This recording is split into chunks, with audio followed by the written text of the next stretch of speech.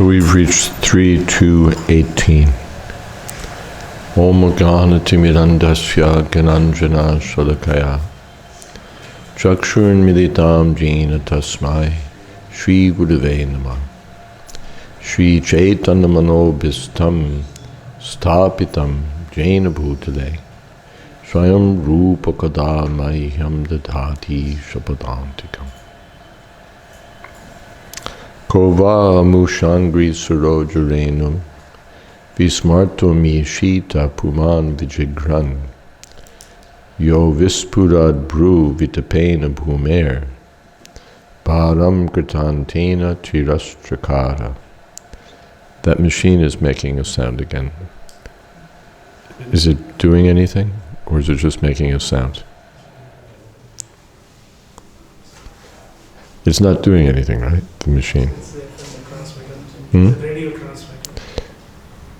Is it transmitting? Not now. I mean, when it was turned on? Yes, it was. All right, then you can turn it on.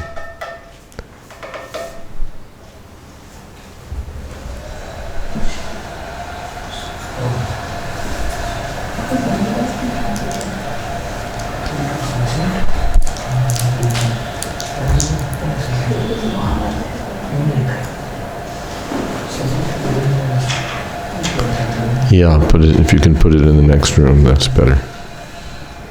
Let it make noise there.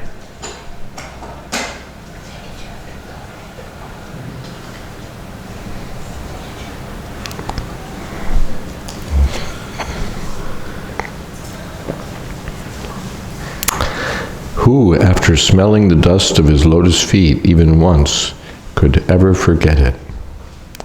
Simply by expanding the leaves of his eyebrows, Krishna has given the death blow to those who were burdening the earth. Purport: Lord Krishna cannot be accepted as one of the human beings, even though he played the role of an obedient son.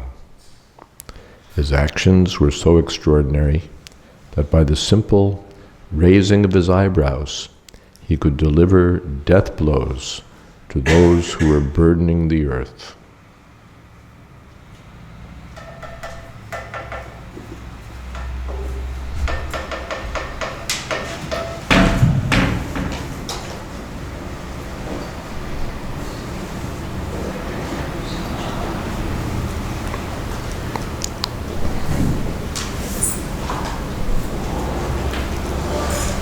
Drishta bhavadbhir nanurajasuye Chadyasya Krishnam Dvishatopi Siddhi Yam Yogina Samprihayanti Sangyag Yogena Kastad Viraham Saheta.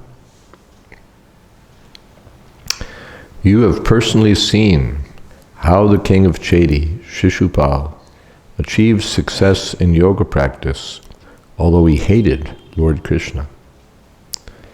Even the actual yogis aspire after such success with great interest by performance of their various practices.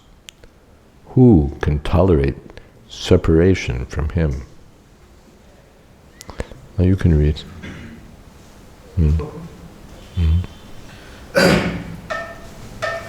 Lord Krishna's causeless mercy was exhibited in the great assembly of Maharaj Yudhishthira. He was merciful even to his enemy, the king of Chedi, who always tried to be an envious rival of the Lord. Because it is not possible to be a bona fide rival of the Lord, the king of Chedi was extremely malicious towards Lord Krishna. In this, he was like many other asuras, such as Kamsa and Jarasandha. In the open assembly of the Rajsuya sacrifice performed by Maharaj Yudhishthira, Shishupal insulted Lord Krishna, and he was finally killed by the Lord. But it was seen by everyone in the assembly that a light flashed out of the body of the king of Chedi and merged into the body of Lord Krishna. This means that Chedi Raj achieved the salvation of attaining oneness with the Supreme, which is a perfection most desired by the Jnanis and Yogis, and for which they execute their different types of transcendental activities. It is a fact that persons who are trying to understand the Supreme Truth by their personal endeavors of mental speculation of mystic powers of yoga achieve the same goal as others who are personally killed by the Lord. Both achieve the salvation of merging in the Brahmajyoti rays of the transcendental body of the Lord. The Lord was merciful even to his enemy, and the success of the king of Chedi was observed by everyone who was present in the assembly. Vidura was also present there, and therefore Uddhava referred the incident to his memory. So Krishna is kind even to the enemies. Although Shishupal was envious and hateful toward the Lord, Krishna absorbed him into oneness, which is what the great yogis and gyanis aspire for. So the conclusion is that the destination of the great gyanis and yogis is as good as the destinations of the demons killed by the Lord. Any questions or comments?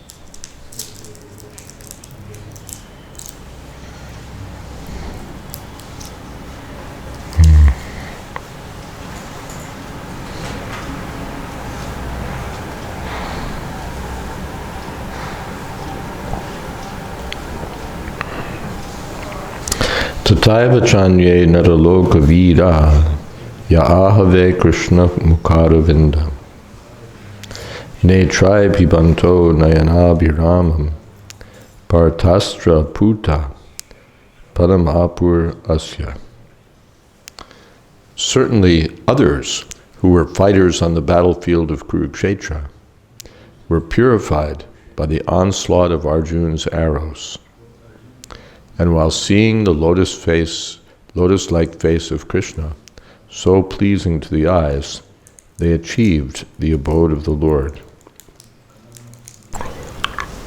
So the fighters on the battlefield achieved a better destination than Shishupal, because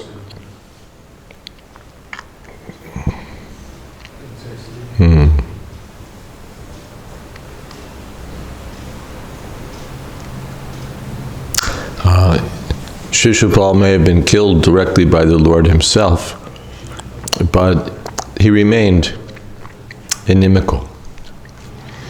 Whereas the fighters on the battlefield were purified. They were purified by the mercy of Arjuna in the form of his arrows, and they saw the beautiful face of Krishna. And by seeing the Lord's lotus face, and by being purified by the arrows of Arjuna, some dormant Krishna consciousness, love for Krishna, was awakened. So they attained the Vaikunthas. Shishupal only attained Sayuja Mukti.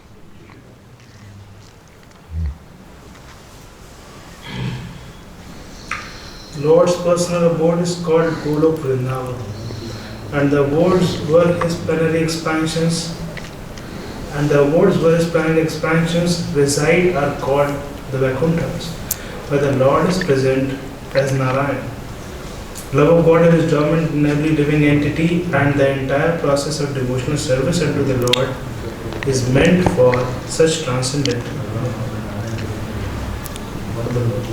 It is meant for awakening this dormant eternal love of Godhead. But there are degrees of such transcendental awakening. Those whose love of God is awakened to the fullest extent go back to the Golok Vrindavan planet in the spiritual sky. Whereas persons who have just awakened love of Godhead by accident or association are transferred to the Vaikuntha planets. Essentially, there is no material difference between Golok and Vaikuntha. But in the Vaikunthas, the Lord is served in unlimited opulence, whereas in Golok, the Lord is served in natural affection. The love of God is awakened by the association of pure devotees of the Lord. Here the word Parthastra Puta is significant. Those who saw the beautiful face of the Lord on the battlefield of Kurukshetra were purified first by Arjuna when he made his onslaught with arrows. The Lord appeared for the mission of diminishing the burden of the world, and Arjuna was assisting the Lord by fighting on his behalf. Arjuna personally declined to fight, and the whole instructions of the Bhagavad Gita was given to Arjuna to engage him in the fight. As a pure devotee of the Lord, Arjuna agreed to fight in preference to his own decision, and thus Arjuna fought to assist the Lord in his mission of diminishing the burden of the world. All the activities of a pure devotee are executed on behalf of the Lord, because a pure devotee of the Lord has nothing to do for his personal interest. We hear the argument sometimes that people shouldn't be initiating. They should only be initiating on behalf of Prabhupada. Okay, everybody initiates on behalf of Prabhupada. That is, everyone initiates on behalf of their spiritual master. Prabhupada initiated on behalf of Srila Bhaktisiddhanta Saraswati Thakur, and his predecessors initiated on behalf of their spiritual master. So it's supposed to be like some special admonition, some special order. You can only initiate on behalf of your spiritual master. That's what everybody does. But they try to screw out from that the idea that when you do it on behalf of your spiritual master, you're not doing it. And that somehow or other you become the disciple of the previous generation. That's called mental concoction. That's called mental concoction. So everything is done on behalf of the Lord, on behalf of the previous Acharya. Otherwise one has no business doing it. If we're thinking, I'm the doer, ham karvi mudhatma kartahamiti manyate, that's Maya. Nothing should be done on one's own behalf, or on one's own behalf. It should be done on behalf of Krishna through the disciplic succession. As soon as Arjuna shot an arrow at Arjuna's killing was as good as killing by the Lord himself. Not that, well, wait a second, this was only Arjuna's killing, it didn't have the same potency. Arjuna's killing was as good as killing by the Lord. So much so that those who were killed by Arjuna attained love for Krishna and went back to Godhead. So there's no, whereas Chediraj, who was killed by the Lord himself, only attained Sayuja. Arjuna's killing was as good as killing by the Lord himself. As soon as Arjuna shot an arrow at an enemy, that enemy became purified of all material contaminations and became eligible to be transferred to the spiritual sky. Those warriors who appreciated the lotus feet of the Lord and saw his face at the front had their dormant love of God awakened, and thus they were transferred at once to Vaikuntha Loka, not to the impersonal state of Brahmajyoti, as was Shishupal. Shishupal died without appreciating the Lord, while others died with appreciation of the Lord. Both were transferred to the spiritual sky, but those who awakened to love of God were transferred to the planets of the transcendental sky. Uddhava seemingly lamented that his own position was less than that of the warriors on the battlefield of Kurukshetra, because they had attained to Vaikuntha, whereas he remained to lament the disappearance of the Lord. Anything? This manifest merging of Shishupal in front of everyone to the body of the Lord. Does it appear anywhere else in the Srimad Bhagavatam or somewhere outside Srimad Bhagavatam? This kind of happening? Yeah. We read in about Aghasura's killing. Right? That Krishna entered his body, and then there was like a light hovering around, and then when Krishna came out, the light merged with him. Isn't that how it's told? Yes? It's the general case that the demons merge like that. They attain impersonal liberation when killed by the Lord. Presently, the soldiers who are dying while protecting the nation, Indian army, so do they also attain heavenly planets or some better destination because they are dying for the nation's cause? The Indian Jawans, do they attain the heavenly planets? The present day Indian soldiers, is that your question? Yeah, the soldiers, because they're also fighting, and here also the Duryodhana's army were fighting. I wouldn't count on it.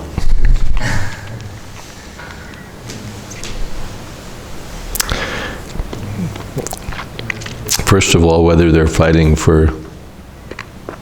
Anyway, they're fighting something.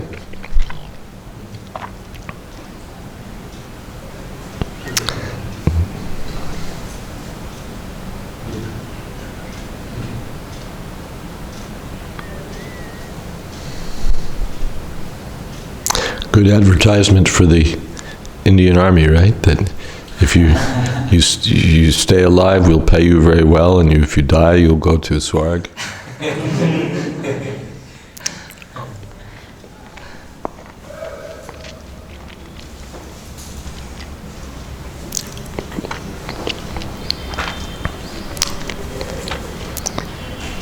Yadrichaya chopapannam swargadwaram apavritam Sukhina kshatriya partha labante yudhamidrisham.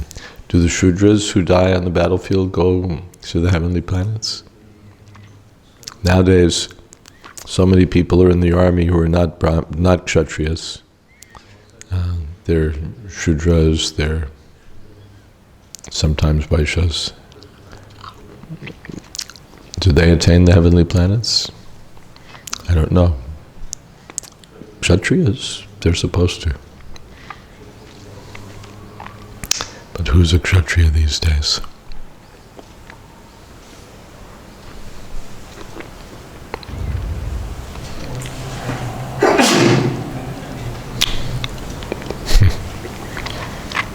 And if we admit that the Indian soldiers who die on the battlefield go to the heavenly planets, does that mean the Pakistani soldiers who die on the battlefield also go to Swarg?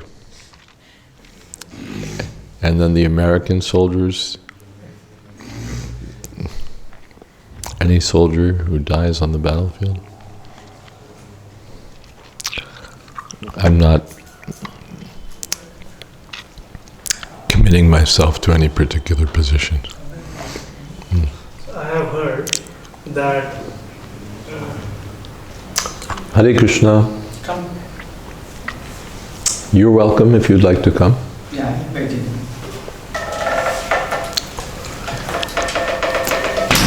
Hare Krishna.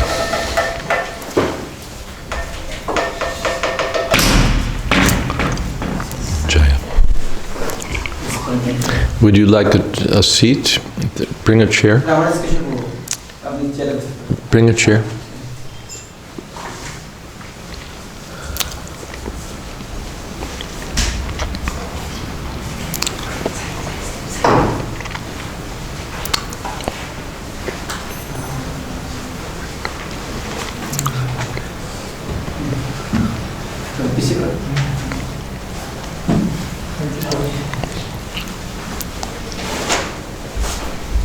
There you are.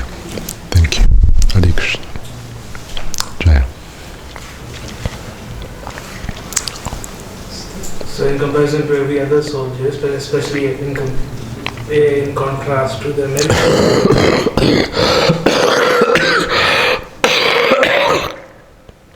in contrast to American soldiers, Indian soldiers are trying to keep non-religious, anti-Hindu Muslims away.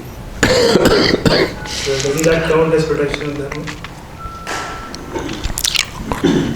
I don't believe it. The Indian soldiers are dying to keep the anti-religious Muslims away. I'm not really persuaded of that. Generally speaking, these political conflicts are about something other than religious principles, including, whatever. It's about sense gratification.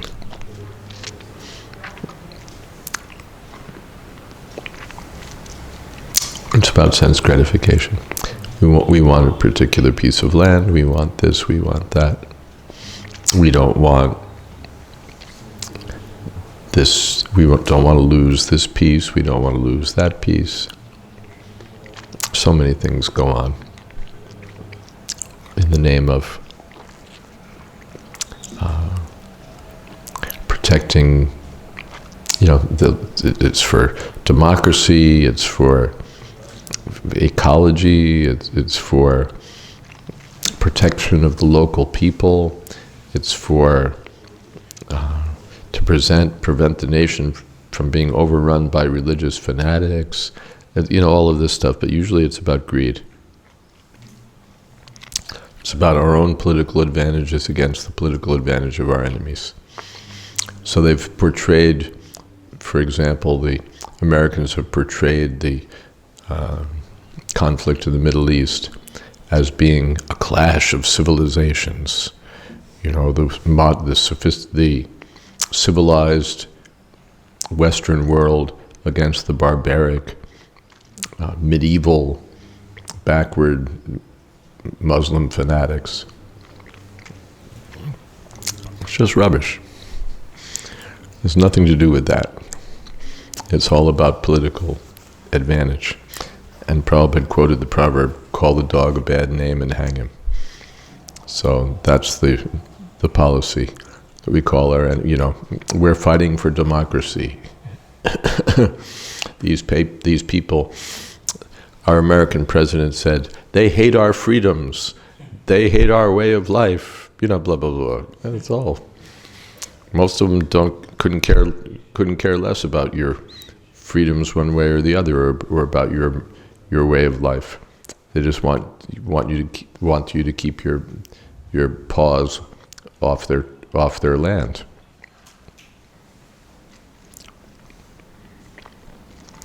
They hate our freedoms. They hate our It's all about Islam versus the West, especially Christianity. It's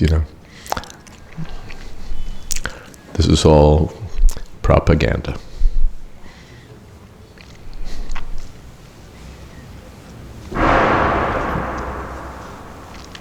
And when you find out what's really going on, it's something else. It's something else.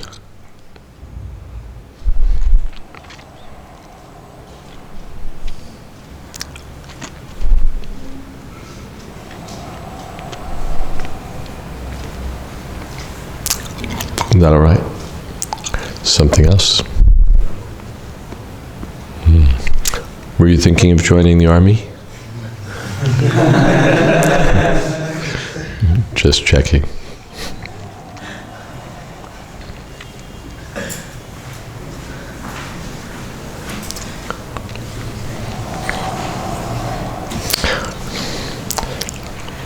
The Prabhupada told us that Subhash Chandra Bose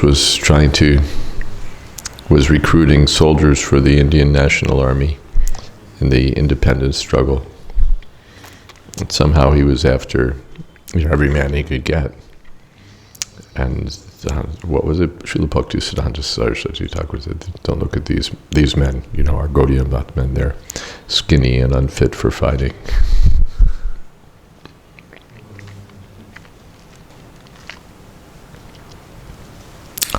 Swayam jasam yati shayas triyati shaha swaraja lakshmyapta samasta kamaha Balim haradbhis chiralokapalai kiritiko tyedita padapitaha. Lord Sri Krishna is the Lord of all kinds of threes and is independently supreme by achievement of all kinds of fortune. He is worshipped by the eternal maintainers of the creation, who offer him the paraphernalia of worship by touching their millions of helmets to his feet. Purport: Lord Sri Krishna is so mild and merciful, as described in the above verses, and yet he is the Lord of all kinds of threes. Tradish is the name of Krishna. He's the Supreme Lord of the three worlds, the three qualities of material nature, the three Purushas. He's the Lord of Brahma, Vishnu, and Shiva. He's the Lord of creation, maintenance, and destruction. As many threes as there are, he's the Lord of them. There are innumerable universes, and in each and every universe, different manifestations of Brahma, Vishnu, and Rudra. Besides that, Sheshamurti, who bears all the universes on his hoods, and Lord Krishna is the Lord of all of them. As the incarnation of Manu, he is the original source of all Manus in innumerable universes. He is the Lord of the three principal potencies, Chit Shakti, Maya Shakti, and Tatastha Shakti. You know what these three energies are? Chit Shakti, Maya Shakti, Tatastha Shakti. You know? You know? What is Chit Shakti?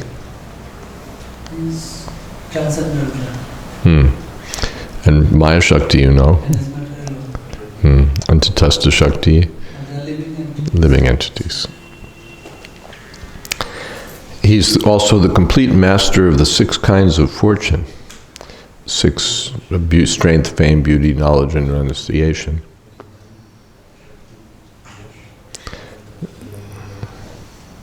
So samapta kamaha. What is that? Yes. Samapta kama. All of his desires are completely satisfied. I think that's what it says. Swayam ashamya atishaya tridhisha. No one's equal to him or greater than him. Swaraja. Completely independent. Lakshmiapta samastakamaha. He's self-satisfied. Samastakamaha. Therefore, all this rubbish that Krishna is lusty, therefore he married so many wives or danced with so many gopis, not necessary. He's samastakama. When Krishna appeared as Narayan Rishi, he was doing severe tapasya. And Indra became envious, which is his usual program when someone's doing tapasya. We usually hear that someone's doing tapasya, Indra gets worried about his post. So he invoked his usual weapon. He sent some apsaras to distract the rishi from his meditation. But the Narayan Rishi started manifesting his own apsaras from his body. So the apsaras sent by Indra were frustrated because this rishi's got his own apsaras within himself. So Prabhupada quoted the proverb that the sweet maker has no taste for sweetmeats. And everybody walks by the sweet shop and goes, ooh.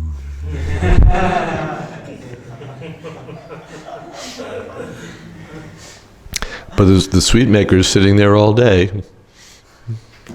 He's not agitated or hungry for sweetmeats.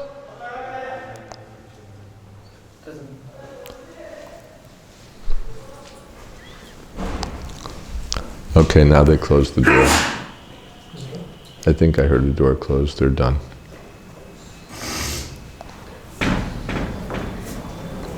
Should be like in Vrindavan, the chokidars have those slingshots. You know, if any monkey makes trouble, they... You've seen? You know the slingshot? It's like a branch like that with a elastic. How do you say it in Hindi? We should in North India. This thing. Batul.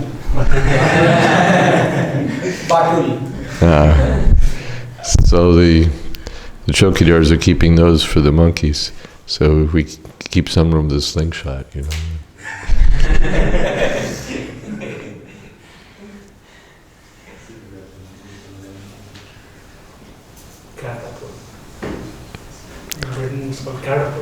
Catapult's a different thing. Catapult is for it's a machine for sending missiles over the castle wall into the castle. You know, a stone or a flaming something. I think catapult would be over endeavor. A slingshot, though.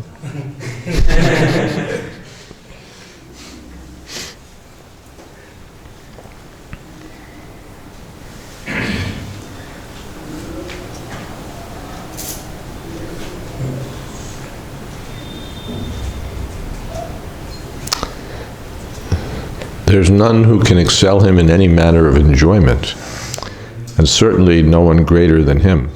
No one is equal to or greater than him. It is the duty of everyone, whoever and wherever one may be, to surrender completely unto him. It is not wonderful, therefore, that all the transcendental controllers surrender to him and make all offerings of worship. Tat, what is that? Samabhyas, tat samascha bhyadikascha drishyate. No one is seen who's equal to him or greater than him, Upanishad say. And then we quoted that verse the last time from 11th chapter, Bhagavad Gita. We had a hard time finding it, and then we finally found it. We'll try again and see if we got better.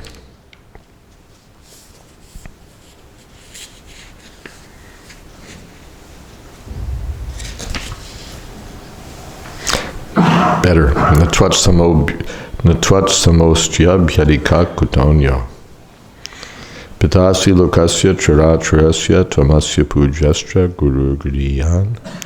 Natvat samo asti. No one is equal to you. Abhyadika kutonyaha. What to speak of being greater than you? No one's even equal to you. Yeah. If no one's even equal, where's the question of being greater? So Arjuna says that. Upanishad said no one's equal to him, no one's greater than him. Bhagavad Gita, no one's equal to him. What to speak of being greater than him?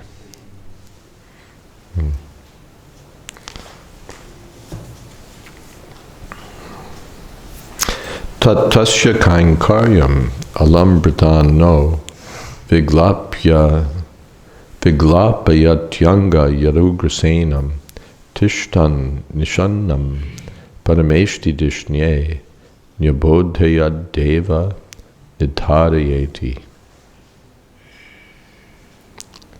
Therefore, O Vidura, does it not pain us, his servitors, when we remember that Lord Krishna used to stand before King Ugrasen, who is sitting on the royal throne, and submit explanations before him, saying, O my Lord, please let it be known to you. Purport. Lord Krishna's gentle behavior before his so-called superiors, such as his father, grandfather, and elder brother, his amiable behavior with his so-called wives, friends, and contemporaries, His behavior as a child before Mother Yashoda and his naughty dealings with his young girlfriends cannot bewilder a pure devotee like Uddhava.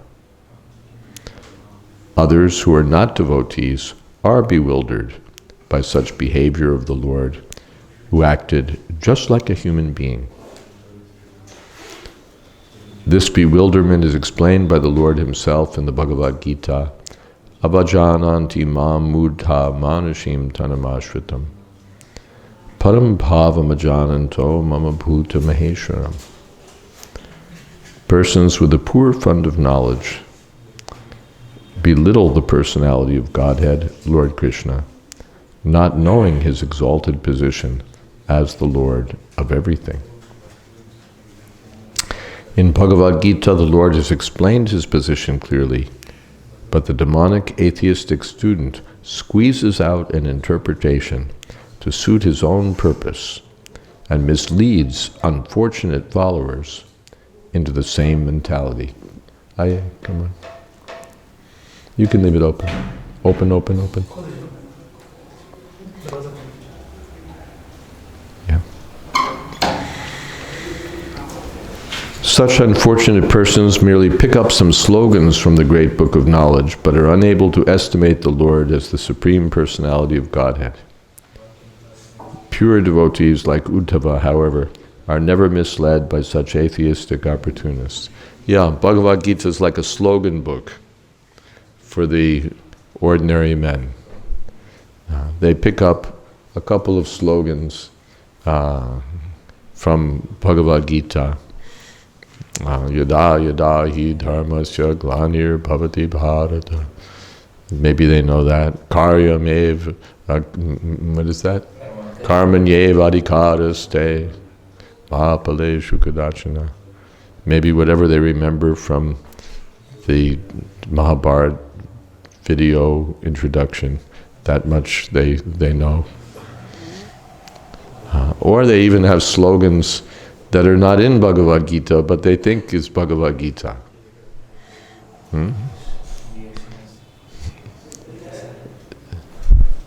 Someone is given his own slogan, work is worship. What is Bhagavad Gita? Work is worship. Krishna never says work is worship. Krishna says worship is worship. But they make their own concoction that work is worship. This is the essence of Bhagavad Gita. Gita Sar. Work is worship. The more you work, the more you're doing puja. My joke is that if work is worship, then the ass is a pujari.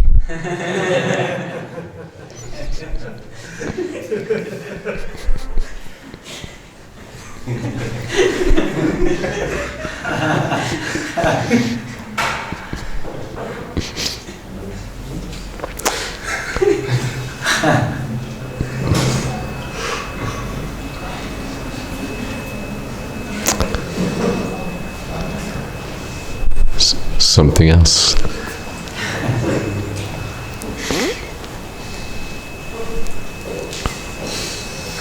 It's like slogan are quite famous nowadays, like praying, helping hands are more better than the praying lips. Like they are also helping hands are more better than the praying lips or praying. Helping it, but Bhaktisiddhanta Saraswati Thakur said that one sincere devotee ringing the bell in the temple, one neophyte devotee ringing the bell in the temple is doing more than all the welfare workers of the world. You know, what is that? A few helping hands are better than praying lips. Of course, one shouldn't simply be moving one's lips, one should be doing something. But that should be done for Krishna. Helping hands doing what? Helping who do what? Generally, those helping hands are the thieves are helping other thieves to exploit the resources of the material energy.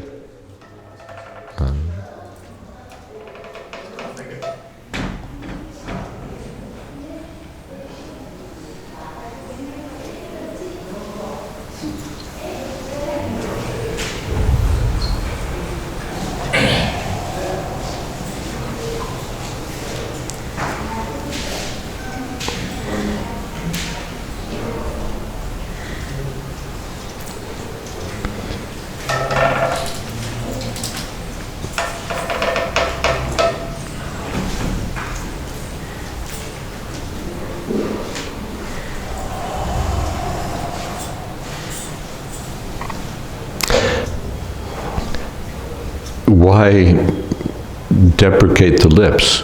You're using your lips for these slogans. You know, the hands are better than the lips, so keep your lip buttoned.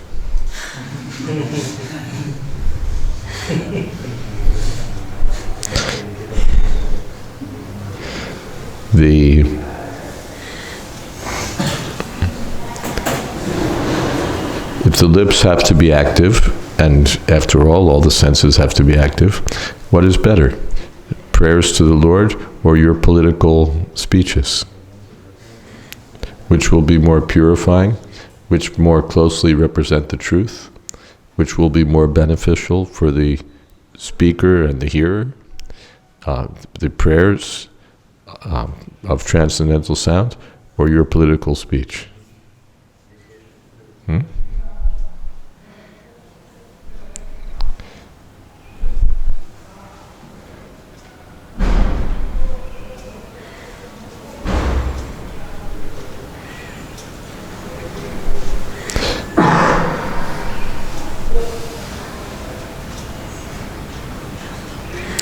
The hands should also be used. But in the Bhagvatam it's said that the hands of the person who's not engaged in the service of the Lord are like the hands of a dead body. So a lot of dead body hands are better than praying lips. They're like the hands of a dead man, because they're not engaged in the service of the Lord. The legs that are not engaged in going to see the form of the Lord in the temple are like tree trunks. In this way, it's all the ear that's not engaged in hearing the glories of the Lord are like snake holes. And the tongue that doesn't glorify the Lord is like a frog's tongue, simply calling death. So, rather than make propaganda, this sense is better than that sense, or hands that are busy helping, so supposedly helping. First thing is, they have busy hands, but they have no brain. Because they don't have praying lips, they don't have a clear brain. Their brain is, as Prabhupada said, filled with cow dung. And therefore the hands are not properly directed. First, you've got a body, and you want all hands, and that doesn't work. The brain has to be there. And the brain should be used for the service of Krishna. Yagyartat karmanon yatra loko yam karma bandhana. Everything should be done for the satisfaction of the personality of Godhead. Then you'll have progress. You've got all these hands, but because people are in the modes of passion and ignorance, their hands are busy creating mischief. Like the monkey, his hands are very active. What is he doing? Stealing or tearing things apart. So we have lots of hands, greedy hands, hands on keyboards, turning out rubbish. Lots of hands, very active. But Prabhupada said active foolish.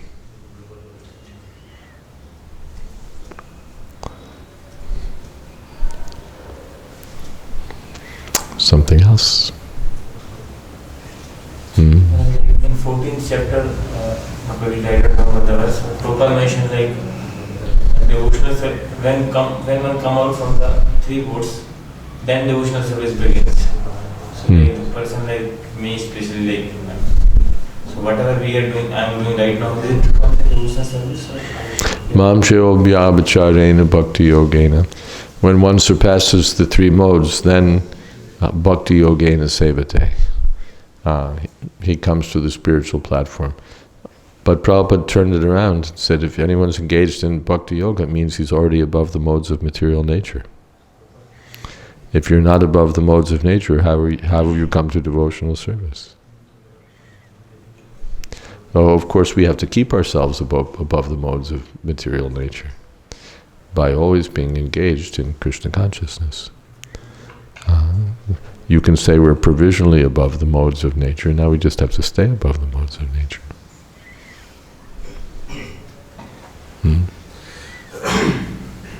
So further in the third canto, it has been described by Kapil Muni, the devotional service in 3 modes.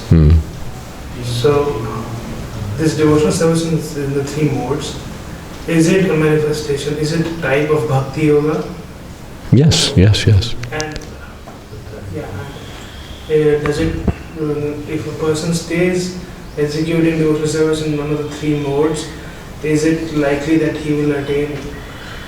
He has to attain pure devotional service. One is, we're all infected by the modes of nature, but then when we take to devotional service, we're on the transcendental path. But still some devotional service is executed with influence of passion, or with ignorance, or influence of ignorance, or influence of goodness. So that's the lingering remnants of our past, but we have to come to pure devotional service. So we're working on it. We're working on it. It's a project. Yes. First of all, Maharaj, thank you very much for giving me darshan again. Thank you. Other days, actually, I remember your mercy that you once stayed at our home. And your kindness. this question actually is from Chaitanya Charitamrita in the Adi Leela 5th chapter. It is described that Nityananda Prabhu has got a glossy black complexion. Shloka number I don't remember. In Kaviraj Goswami's dream. Yeah, in his dream, yeah. In the dream. So that was my question. In dreams, things are sometimes a little interesting. But that's not how Nityananda Prabhu is described outside of that context.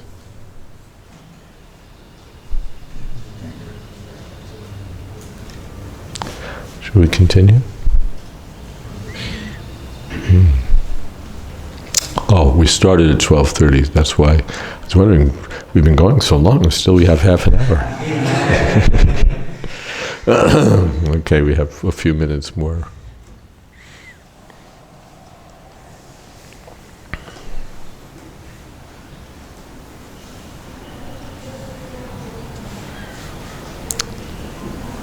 So Uddhava is remembering Krishna's humble position, that although he's the Supreme Personality of Godhead, he's deferring to Ugrasena because Ugrasena is the king.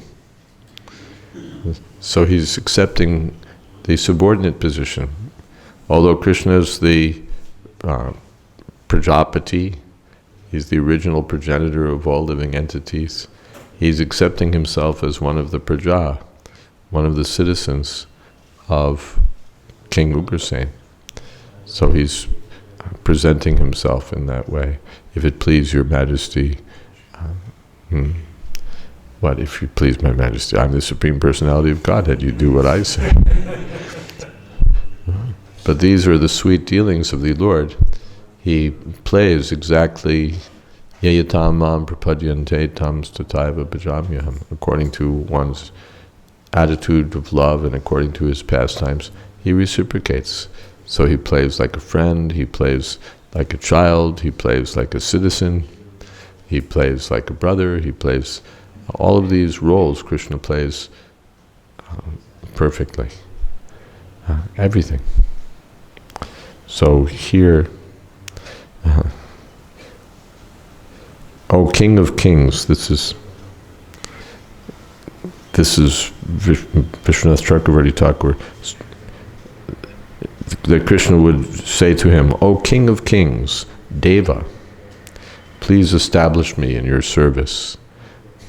This is everyone's business, is to be the servant of Krishna. we're chanting Hare Krishna, please engage me in your service. But tatasya kainkaryam alambratan, no. He wants to be a kinkara. Ai nandatanuja kinkara. But he presents himself as one of the servitors, deva. Nyabodhaya deva nitaraya iti. O deva. The king is on the level of God. Previously, not a deva. The king is respected as the representative of God. Not that he's on the level of God, but he's respected as the representative of God. And if you look through history, in previous days it was like that. The king was respected as having achieved his position by the grace of the divine. And obedience to the king was part of one's obedience to God.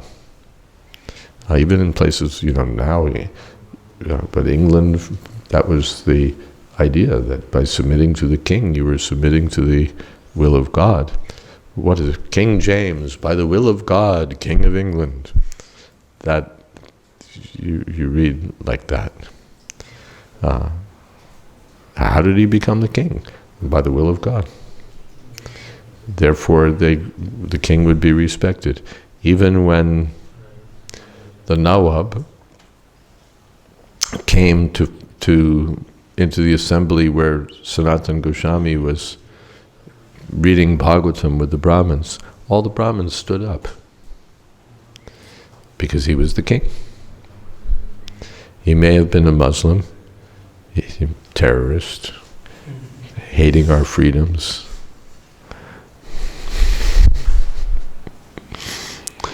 But the Brahmins considered that somehow by God's arrangement. Someplace else in Chaitanya Charitamrita, the king is asking about Chaitanya Mahaprabhu and his identity, and he's told that consult your own mind, because you're the king. So, because you're the king, you're supposed to have some kind of divine power, as it were, or inspiration, or benediction. So consult your own mind, because you're the king. So the king is just a rogue. Dasyu prayeshu rajashu. In Kali Yuga, the kings are just, the biggest thief becomes the king. But previously the king was respected on the level of God, because he would actually be carrying out the service of God by maintaining the kingdom in proper order, protecting the citizens, and seeing that everyone was engaged in prescribed duties. A king like Yudhisthira is as good as the Supreme Personality of Godhead, because he would represent the Personality of Godhead. But here the Personality of Godhead himself is addressing the king. O Deva, please engage me in your service. Now this is Krishna. He's the Lord of everyone. But he's praying, please engage me in your service. He's regretting in speaking to Nanda Yashoda, that we couldn't serve you properly. This is the sweetness of Krishna. Okay, we can stop here. Thank you. Hare Krishna. Srila Prabhupada ki jai.